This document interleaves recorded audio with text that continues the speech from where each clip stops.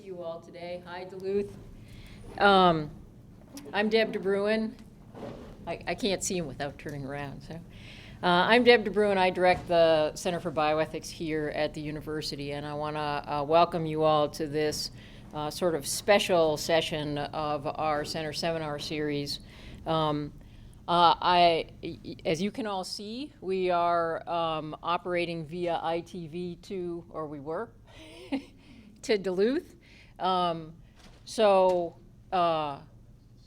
the questions will be mic'd so that Duluth can hear when we do the Q&A.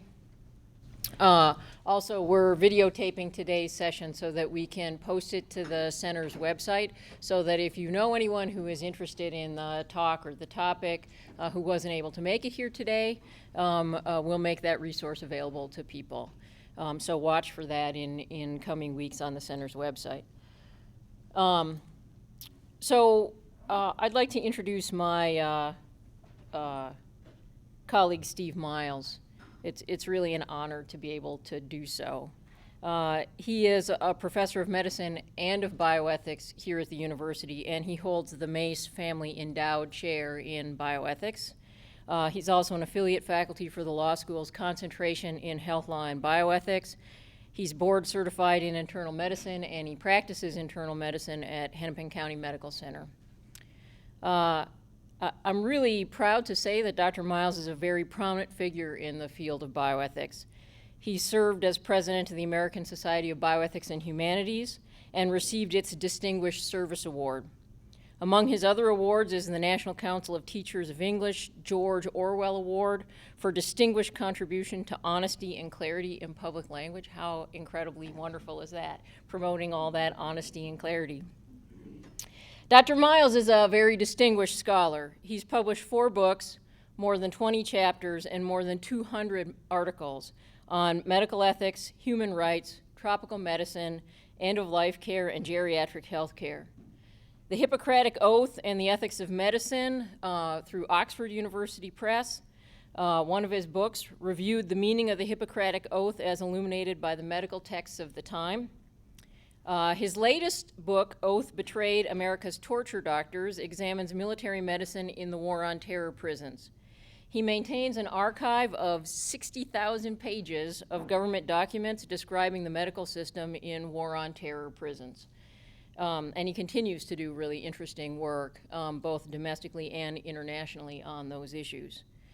Dr. Miles' work is not only scholarly. I think this is one of the really remarkable things about his career.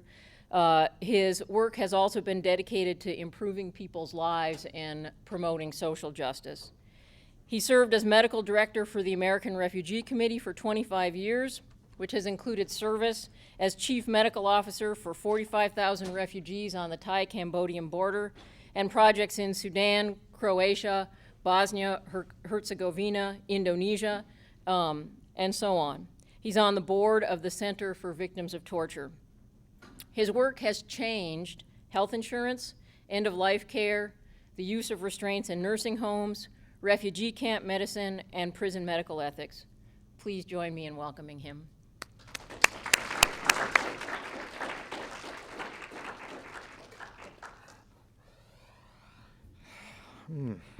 That won't fit on a tombstone.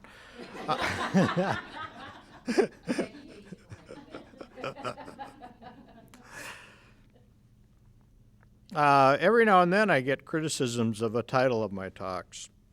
And we got a couple interesting emails on this title.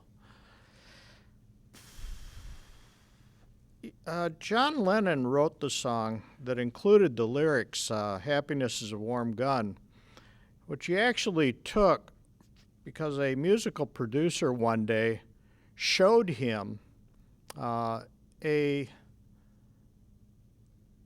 gun magazine that had a cover picture which portrayed happiness as a warm gun across the cover picture. And one of the things that kind of amazed him was he said that was an insane thing to do because a warm gun has just shot something. And of course, John Lennon went on and was shot himself on the streets of New York by a lunatic with 4 hollow point bullets, carrying a handgun. Happiness was not a warm gun. Now, what I'm going to do today is I'm going to talk about a public health approach to gun violence. I'm not going to talk about constitutional rights. I'm not going to talk about the political debate between pundits and whatever. Instead, what I'm going to simply talk about is what would happen if instead we thought about gun violence and gun injuries simply from the standpoint of being a health problem, simply from the standpoint of morbidity and mortality. What can we learn about it? And perhaps thinking about it that way, as opposed to thinking about it in terms of a politicized context, might lead us to be interested in reconsidering how we think about it politically. Now, a public health approach is one that looks at the events and looks at the characteristics of the events, and then what it attempts to do from those is to distill from those what are the risk factors that are associated with a greater likelihood of the injury or a greater likelihood of the severity of the injury. Can we get that center light off, these? Oh, okay. And the second thing that it does is it takes a look at what factors are associated with decreasing the rate of injury or the severity of injury. Now, a good example of this kind of approach is you can talk about the right to smoke, for example, or smoking as a personal preference, or smoking as annoying people, or you can talk about injuries from smoking like emphysema, you can talk about asthma, you can talk about lung cancer, you can talk about associations with colon cancer and so forth.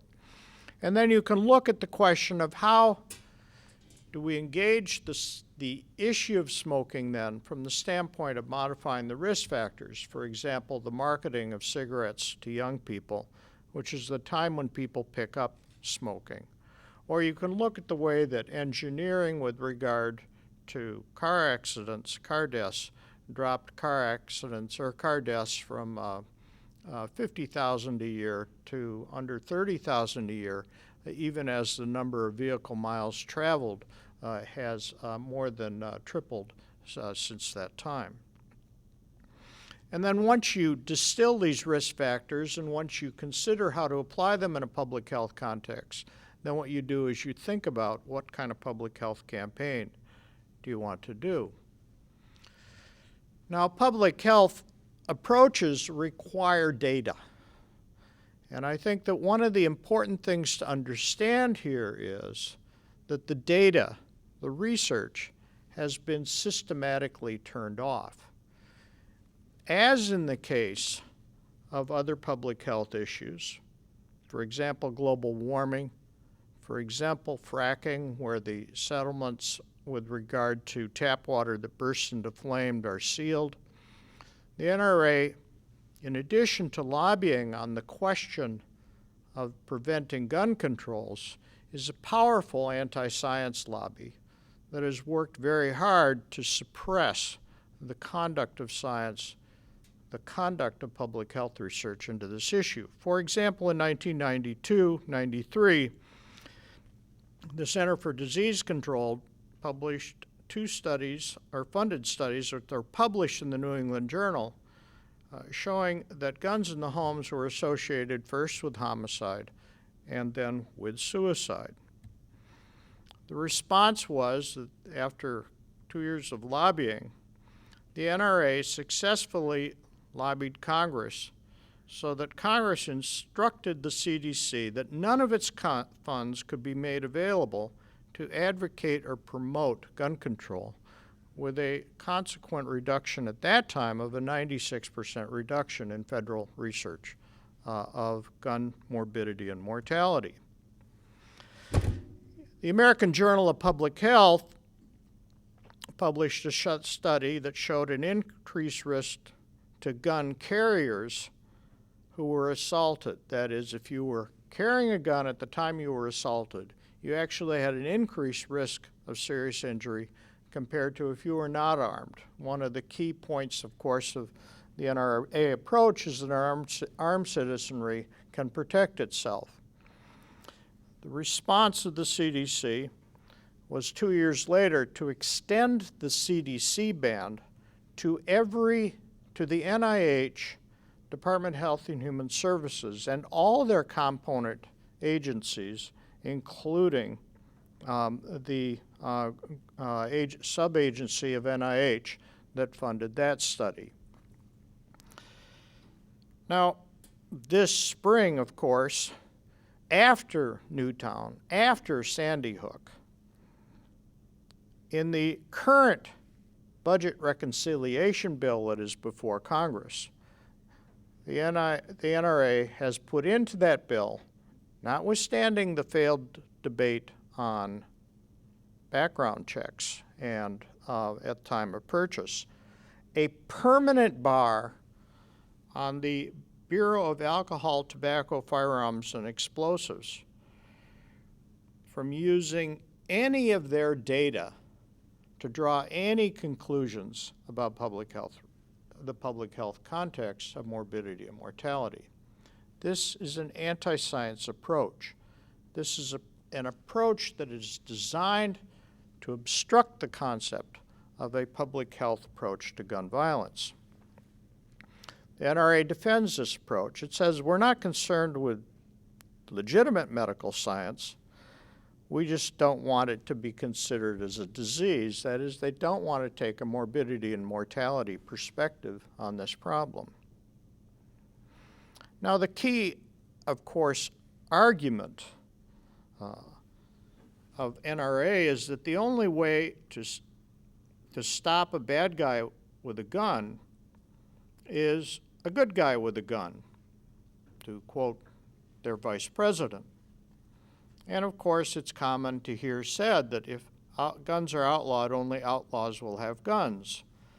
But on the other hand, if you look at this chart, what this chart is it shows firearm deaths per 100,000 on the vertical axis with the percentage of homes that have guns in them on the horizontal axis.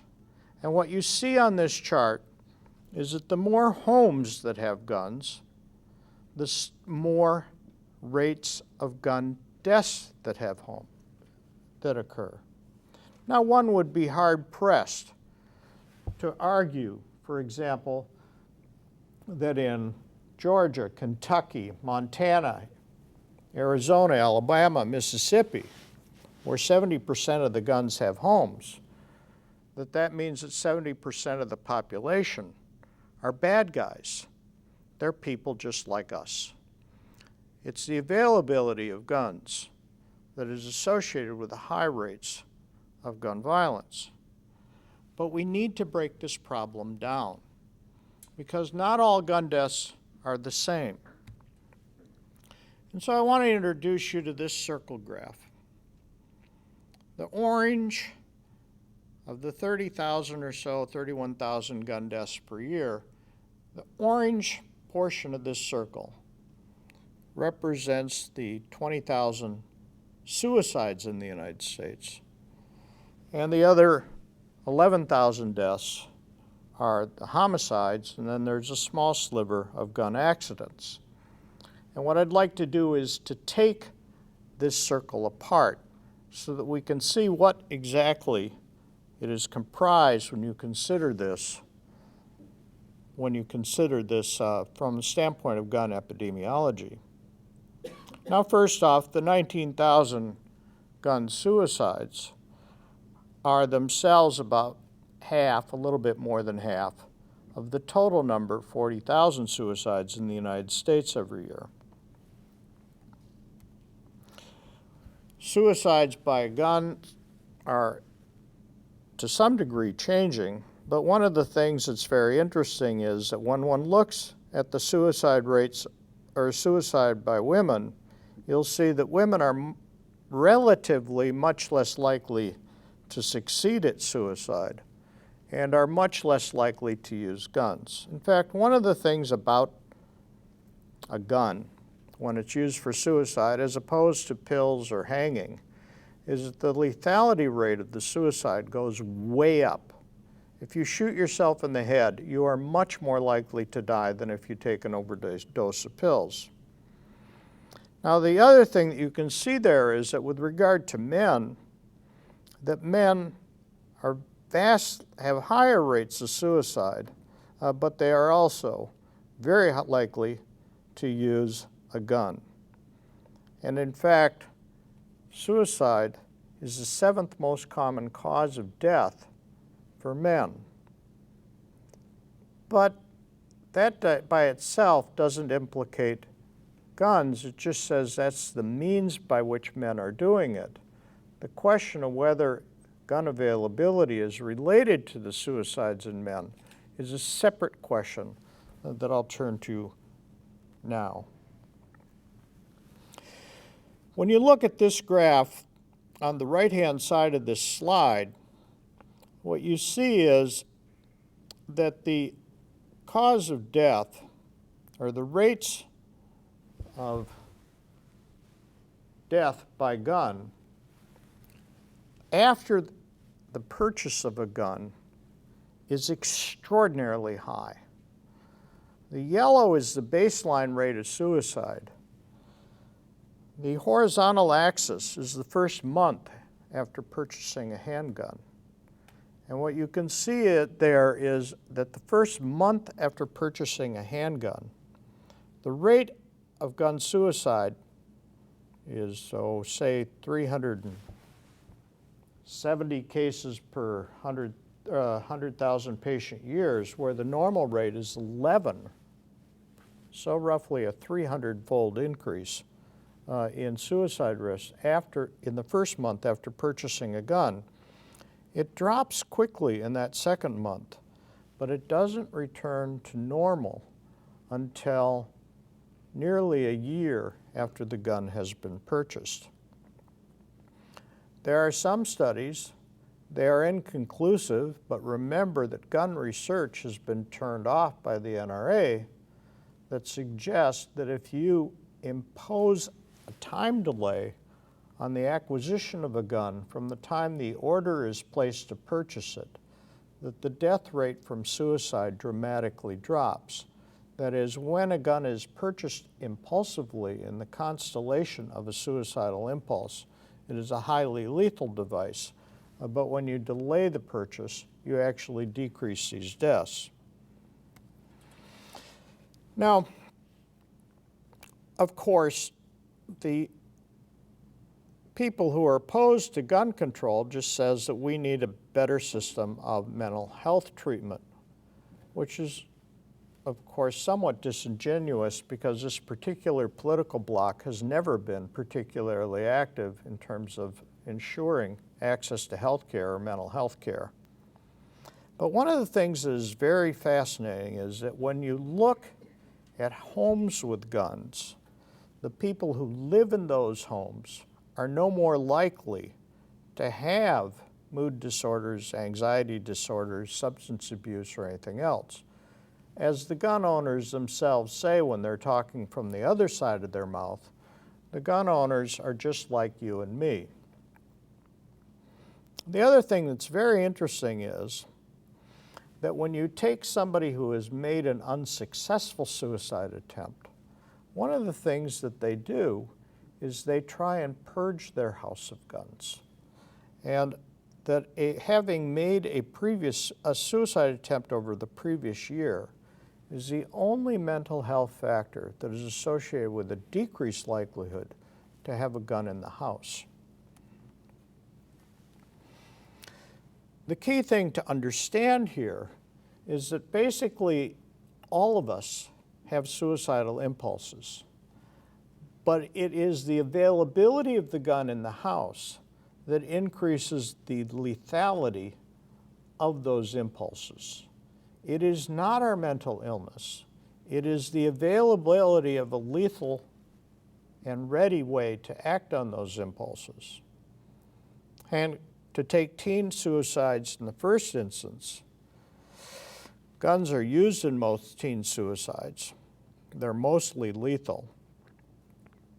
And a home with a gun is 10 times more likely to be the place where a teen suicide occurs, which is an extraordinary number. And furthermore, the fascinating thing is that the children who commit gun suicide are no more likely, seem to have equivalent mental health to kids who don't commit gun suicide.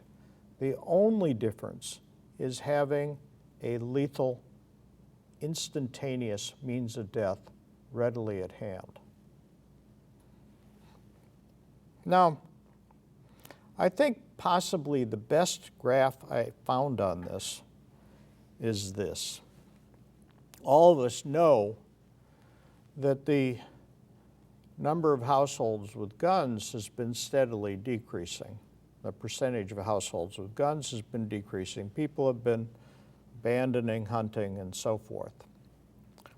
And one of the fascinating things is that when you look at the gray bars here, over time from 1980 to 2000, what you see is that the percentage of homes with guns has stayed plateaued until about 1990, then has been steadily dropping. But what's so interesting here is that the gun suicide rate parallels the rate of gun availability in the homes. You see it drop? And what is so interesting is that the NRA says, well, gosh, if you take away the guns, these mentally ill people will go and kill themselves anyway. And what's so interesting is if you look at the bottom line, black line on that graph, that is the non-gun suicide rate. And what you see is that the non-gun suicide rate stays flat as the gun suicides drop, suggesting that people do not substitute in lethal means of suicide by non-guns as gun availability, in the sense of having guns in the house, decreases. Clear? Now, if you take an international perspective on this, these are the gun possession rates for various countries. And the orange line, which is charted to the right side of the graph, is the suicide rates. And one of the striking things when you look at this international data is you see, even when you go from, on the right side of the graph, from Spain to UK, you see that even when there are very low rates of gun ownership over on the right side of this graph, restricting it further decreases the risk of suicide even more. But then, on the other hand, when you go to the United States compared to other countries in Europe, what you have is extraordinary rates of gun ownership and extraordinary rates of gun suicide. So the bottom line on the suicide discussion goes something like this. Suicide by gun is the most common lethal event with a gun.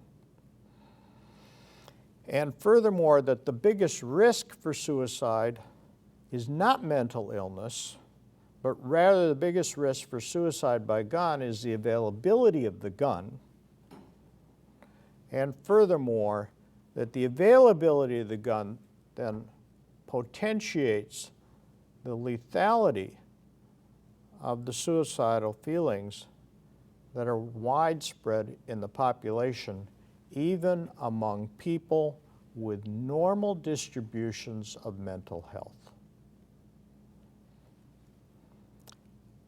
Now, of course, the gun debate largely ignores suicide.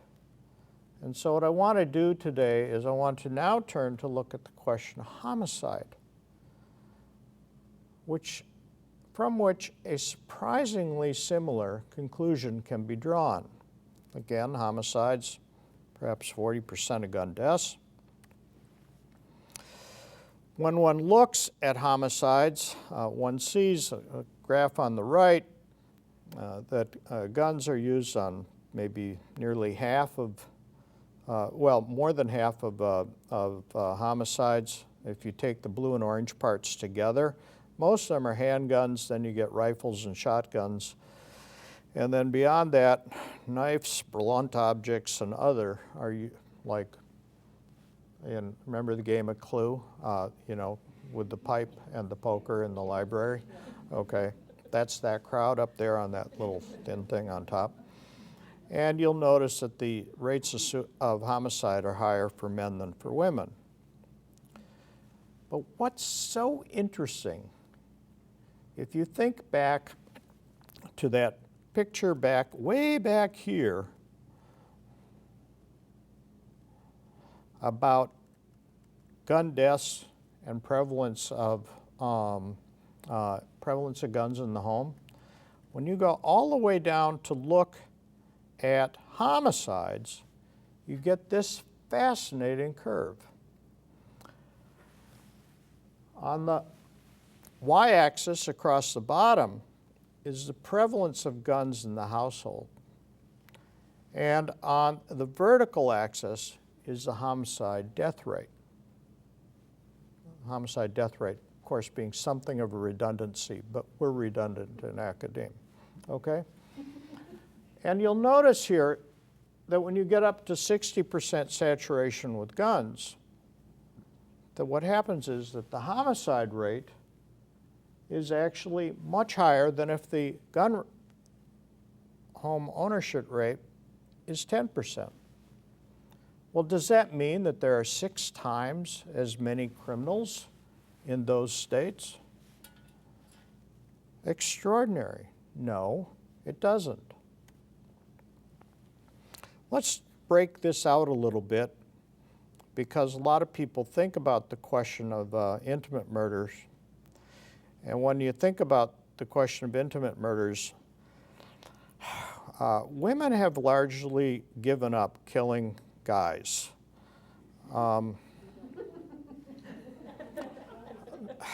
More options, I guess. And interestingly, especially spouses, the area where gun violence is a big issue between intimates is more with boyfriends and girlfriends, not so much with ex-spouses. When you put a gun into a violent home, however, something happens. The gun owners in those situations, because of the availability of the gun, are 8 times as likely to use the gun as a threat in the context of domestic violence. Threaten to shoot their partner, threaten to shoot a pet. They will take out the weapon, clean and load it during the argument, or they'll fire the gun into the ceiling during the argument. These are all violent acts. Every one of these acts is harmful to the person on the other end of them. But aside from the threat, when a gun is in the home, a partner, there's 3 times more likely that a person will be murdered by a family member than if a gun is not in the home. Not because these are criminal homes. Not because these are criminal homes. Because these are ordinary homes with the ordinary range of passions that appear on Jerry Springer every day. But more than that, as in the case of suicide, assaulting a partner by hitting them or strangling them is unlikely to be lethal. Assaulting a partner with a gun is much more likely to be lethal. And so the gun both enables, by empowering the assailant, it makes the impulse to act on the violence implicit in a domestic argument higher, but it also then multiplies the consequences of that by increasing the lethality of the violence. That circle within the homicide zone is the approximate component of all homicides, by the way, that are domestic violence homicides. So, again, though, if you look at this, to take that graph I showed you a while ago only with the suicide data plotted on it, now I pulled out the suicide data and I've swapped in the homicide data. What you see is that as the possession of guns goes up, the rates of homicide go up substantially. And furthermore, you can get a sense that even once you move out of the United States, with the possible exception of Canada, that as the rate of gun possession continues to drop, the rate of gun homicide continues to drop as well. So the bottom line with regard to homicide winds up looking amazingly like the bottom line with regard to suicide. Guns in the home are highly correlated with the increased risk of being used for homicide both inside and outside of the home, running out and shooting the next door neighbor. And furthermore, they are a powerful predictor of the likelihood of homicide for domestic violence. As in the case of suicide, the availability of the gun potentiates the lethality of homicidal impulses that are in all of us, almost regardless of whether we have a criminal personality. Gun accidents are a very small part of total number of gun deaths.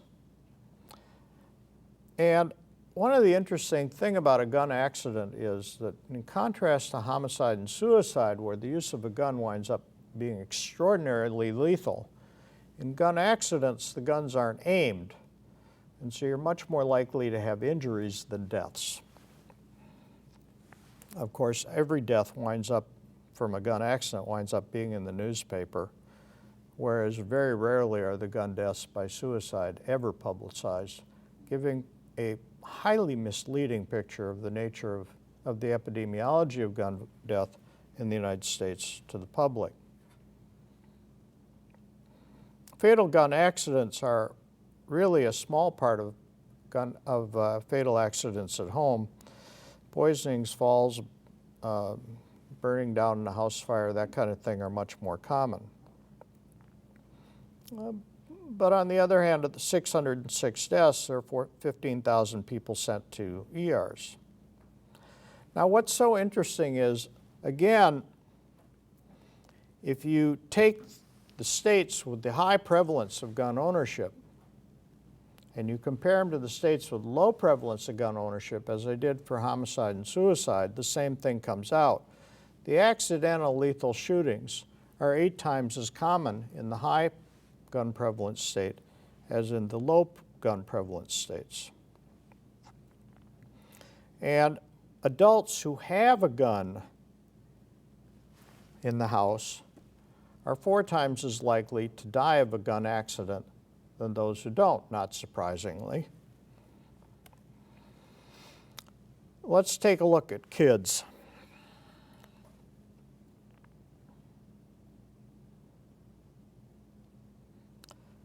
Kids, if you look at kids, you'll notice that kids comprise a large chunk of the accidental gun death slice, which is small. For example, earlier this week, a 5-year-old killed his 2-year-old sister with a 22 that he was given when he was 4. and the sheriff called it an accident. If you look at homicides, most kids who die of homicide die of guns, although there are other homicides of kids too, that little dot floating off the blue area. And then if you look at kids' suicides, you'll notice that the majority of them are with guns. Now, this graph requires a little bit of explanation. Basically, it compares the high and low gun states. And you'll notice here that in homicide, the relative risk, by the way, for the low gun states is set to 1. That's the orange bars, okay? So if you look at the high gun states, what you see is that that you see 3.3 times greater risk of homicide among children in the high gun ownership states. If you look at suicide, the high gun ownership states have a 6.7 times higher rate of suicide in the high gun ownership states compared to the low gun suicide states. But if you look at accidents, you see that it's 16.3 times as common when you have a gun in the house for there to be a lethal accident involving a kid. In fact, the gun deaths for kids in the United States are 11 times higher than the next 22 developed countries. 3,000 kids went to the ER for unintentional gun injuries. So let's talk about gun locks for a minute. They cost nothing, a couple bucks. They're used in perhaps 20% of homes at tops. And this kid in St. Paul was shot because he found a gun underneath his dad's pillow.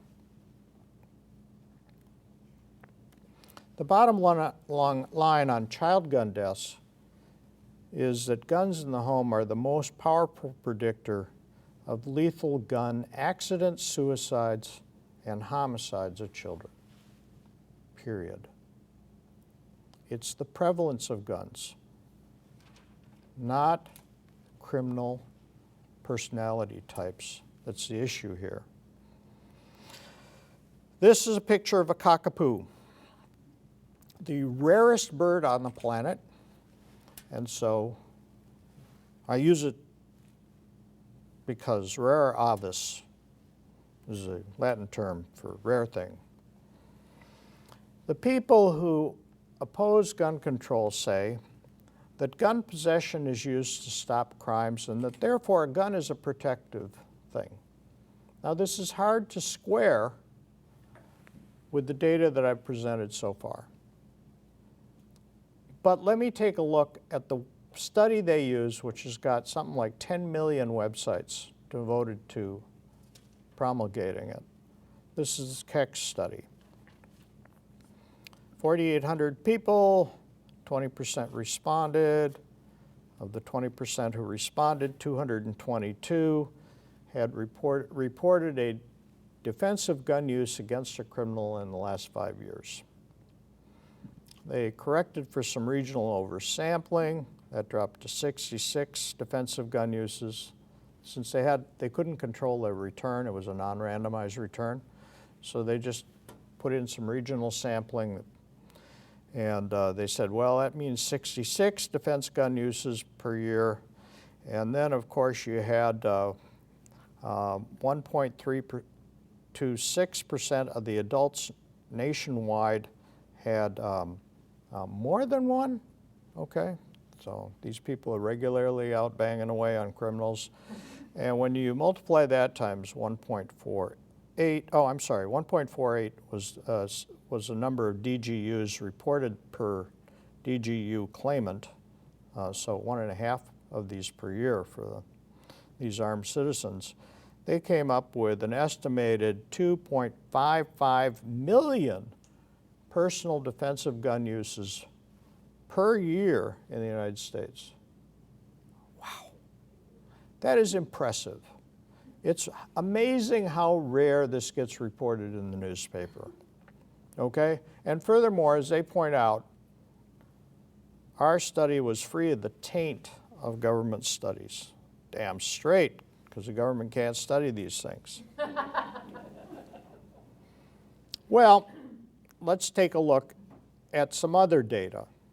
The Cato Institute, which is opposed to gun control, did a different approach. What it decided to do was to take 8 years of news clippings using things like Westlaw and so forth to search for all the reports of defensive gun use that it could find in all of the newspapers of the United States.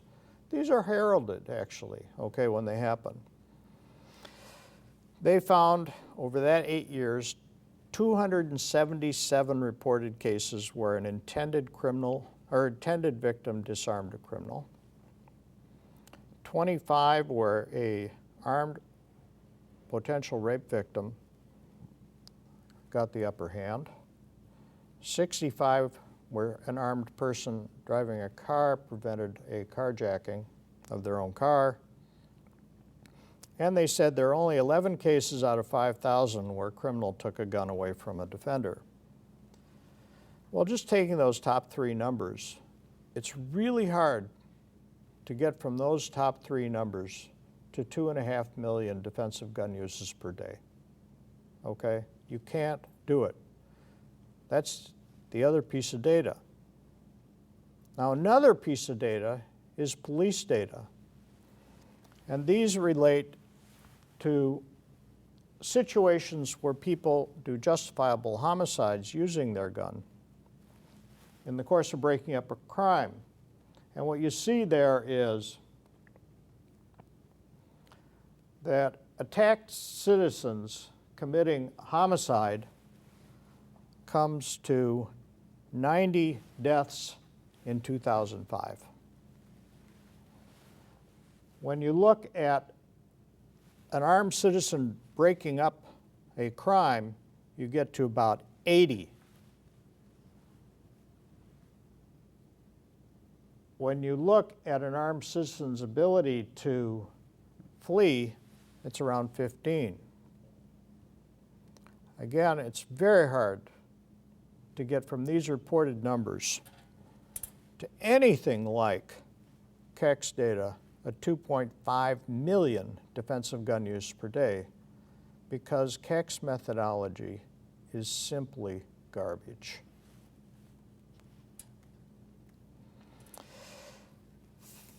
This study was published in the American Journal of Public Health. Persons possessing a gun were 4.5 times more likely to be shot in the course of an assault than those who weren't possessing a gun. And the fascinating thing about this study was that if the person was aware that they had advanced knowledge that they were in danger, they saw the assailant coming, the assailant lost the element of surprise, they had time to unholster their personal weapon, that the risk of injury of an armed citizen during an assault went up to 5.5 times. A gun is a crummy means of self-protection. It actually is a risk factor in crimes, aside from extraordinarily rare events that don't get anywhere near the risk of the other morbidity I've been discussing. Docs should ask about guns in the house. We ask about all kinds of other risk factors, seat belts, helmets when people are bicycling, unprotected sex,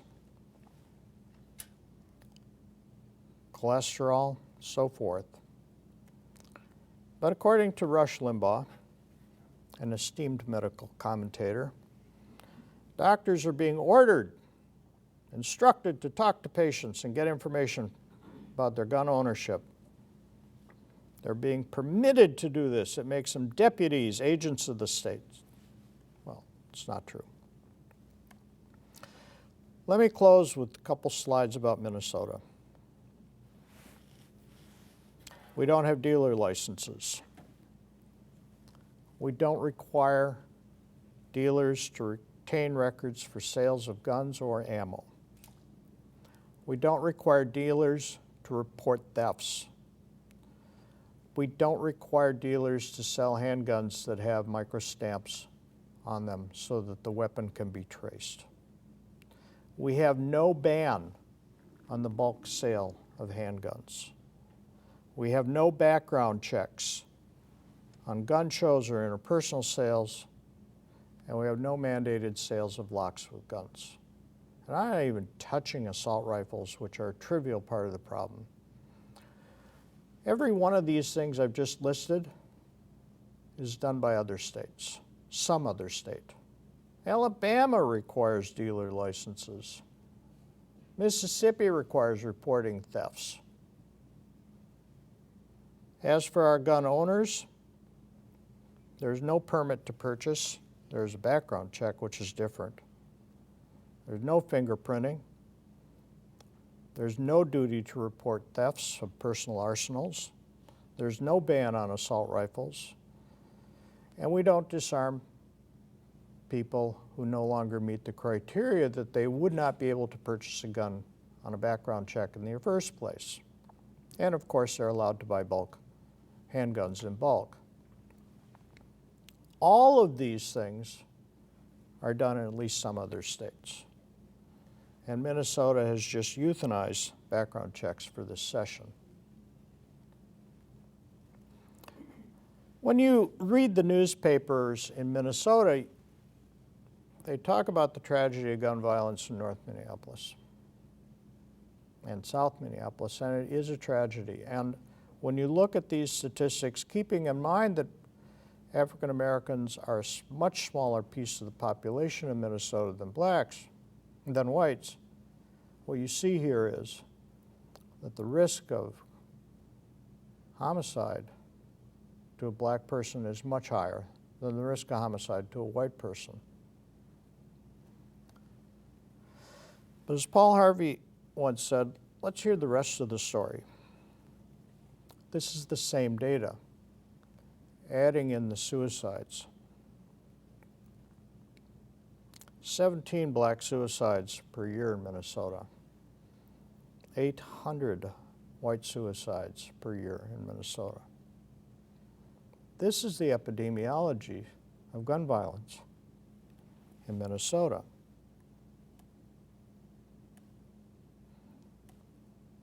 So when you take the suicide data and the homicide data and put them both on the same graph with international pictures, what you see is that it's the availability of gun that potentiates homicide, the lethality of suicidal and homicidal impulses. This is not a matter about bad guys with guns. It is not a matter of mental illness. It is a matter of an unacceptably lethal consumer good that is non-regulated. And that is where I think the discussion should go. Thank you.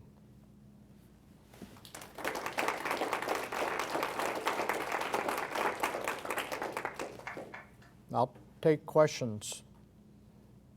Duluth, you get to ask questions too. Well, thank you, Dr. Miles. I'll start off by asking your correlations between gun ownership per household and homicide and suicide rates. Have you seen similar data on a county-by-county basis in Minnesota? My question is based on a presumption that gun ownership is much higher in greater Minnesota per household than it is probably in the metro area. That's a terrific point, and there are some socio-demographic factors here, although they tend to get washed out when you do it. But when you look at greater Minnesota, the thing that's so interesting is that when you go back to this suicide slide in Minnesota that I showed earlier, those suicides actually are largely in greater Minnesota, whereas the homicides tend to be more in the metro area. Does that answer your question? Yes. Anybody here in lesser Minnesota? Yeah, go ahead. I just have a question about the data, and because you mentioned that the government is not allowed, the CDC funding has gone down almost zero for collecting data. So I guess my question is, who is collecting it? Who's paying for it? You mentioned all these studies, but Yeah. obviously that data comes from somewhere. So Right. where is it coming from? Well, that's a great question. Some of the collective data on things like total suicide rates is public health data, okay? Although the data extraction is done by people working off of private grants. Now, one of the problems here is that when the government drops out of doing research, generally the advocacy groups move into play. Although some of this is financed by foundations. And so the argument is, well, everybody has an agenda. But when you look at, for example, data like this slide on suicide rates over time, that's pretty hardcore. Data. When you get to things like the risk of guns being related to injuries, in particular assaults, then you're right, skepticism or at least inquiry into who's the sponsor needs to be done. But many of these studies are increasingly funded by private foundations because of the lack of government funding.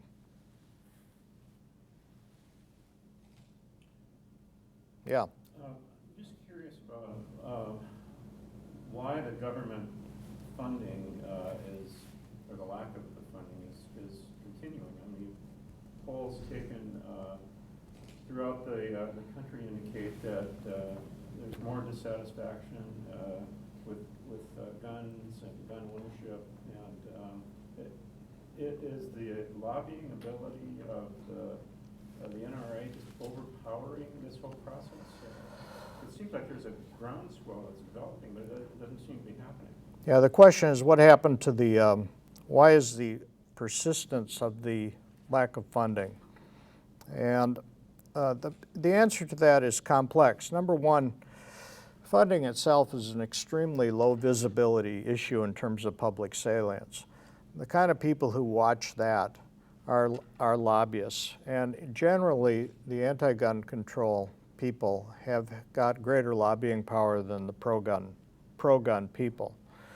There have also been some movements recently to try and restore the CDC and NIH ability to fund gun control.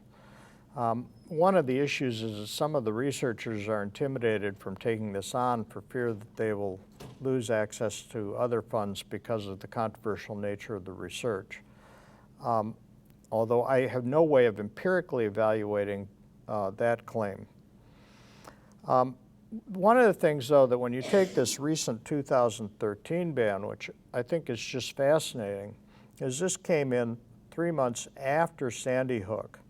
And what it was just slipped in as a line item in the omnibus budget bill. And the omnibus budget bill is something like, it's hundreds and hundreds of pages long, and nobody even knew it was there. And the part of the problem here is that people who slip provisions into these bills, the bill itself will have a sponsor, but people who slip these language in are allowed to remain anonymous. Yeah. If I'm not mistaken, wasn't it also happening right around the time of the marriage debate, and when the Supreme Court was looking at the marriage debate? So right around that time was when the bill was signed. So it was happening, but all the attention, I think. I know we have a very limited ability to. Your comment is that there was a lot of debate about the marriage thing too at the same time, and that's true. But I have a feeling that legislators can walk and chew gum at the same time. They can pass stadium bills at the same time they're thinking about marriage. They could certainly deal with gun violence at the same time if they wanted to. But I mean, taking advantage of maybe media attention. Sure. Things like that. Yep. Using other distractions from public attention, I mean. And I also think part of the problem here is that by focusing on assault rifles and clips, the debate gets taken off to extraordinarily rare events where I think that it is accurate for the anti-gun control people to say that restricting the clips, while it may have been useful in the particular Sandy Hook circumstance or the Aurora circumstance, is really a trivial part of the large problem. Yes? With healthcare providers being kind of restricted on what they can ask patients about gun ownership, how have providers approached that and still been able to care for their patients? The question has to do with our healthcare providers being limited in asking about gun ownership. And the answer is, in Florida, there was an attempt to bar the physicians from doing that. All of the major medical groups basically immediately jumped on that and said, we're not going to be barred from that. And argued that it's a free speech issue. The ability to enforce that is extremely poor. The ability to punish a physician for that is essentially negligible because no professional board would sanction a doc for that kind of action. Okay? And frankly, I think it would be, when I have a depressed person and I ask about, is there a gun in the house? I think it would be malpractice not to. So go ahead, sue me, make my day. I like being in the newspapers. Yes? I am confused then about the very first bullet in the slide, because it says, should counsel parents to have access to guns inside and outside the home? Is there something missing there, or is this going back to her question? Because I was confused about what, when I read that before, I was, because then you went to the Rush Limbaugh, and I was Yeah, really yeah. confused then, This I is, wasn't sure what this is a distillation of the American Academy of Pediatrics position. And what they say is physicians should counsel parents to have access. Oh, yeah, I see a typo in there. Okay. Well, Okay. I was like hoping it was. It should be counsel parents who have access to guns in the house. Anyway, I'll fix the slide. Okay, Basically, the pediatricians, if they find there are guns in the house, should counsel parents with regard to the risks to their children. And they should especially aggressively act on situations where a child has a mood disorder. And I will fix the slide. Yes, but I'll fix the slide. When you second time doing a talk, you keep finding your typos. Anybody else? Yeah. Could you comment on, I don't know much about it, but the ATF does have a watered-down national registry database in West Virginia. They have what? A watered-down national database registry in West Virginia. Right. That apparently it can't be computerized and only can be on microfiche that can't be accessed. Correct. Yeah. I don't know much about it. So Yeah. The government has been, essentially the question has to do with the ATF, nature of the ATF databases. The anti-gun control people have done everything possible to make it difficult to access databases or to use them for anything. And so they require obsolete technology like microfiche rather than computerized databases. They prohibit sharing between state agencies. they prohibit aggregating data, and they prohibit analyzing data to deduce hypotheses about the risk factors and preventive factors with gun morbidity and mortality. This is all part of the anti-science agenda. It's far, far larger than the couple instances on that slide. If I want to go ahead and research, for example, falls in nursing homes, I can pull down reams of data. I can't do that for guns. As a matter of fact, the agencies will even supply it to me on Excel sheets, so I don't have to go to that trouble myself. And with Deb, you get the last word. So, if you would do us the favor of trying to make some sense about, you know, what you think legislatures should be trying to do. You know, what you've said so far suggests pretty strongly that you think that the strong focus on assault weapons and high-volume clips is misplaced. Right. So, yeah, talk us through what of these things you think are really important, given the epidemiological data that we've seen. I think the large goal here is to improve standards for home storage of weapons and to decrease the total numbers of guns circulating through the non-regulated economy. So that includes universal background checks and bans on bulk purchasing. And I think also from a public health standpoint, I think that a delay of time to buy by 60 days would not be harmful and would be extraordinarily useful in preventing suicide. And I think that it's interesting that after the background check thing failed in Congress, what's so interesting is that in states in the North and South, the opinion polling has been devastating for the senators on both sides of the aisle who voted against background checks and has been enormously powerful for the senators on both sides of the aisle who voted for background checks. And I think actually the spell is broken. That's my Prozac talking. Thank you.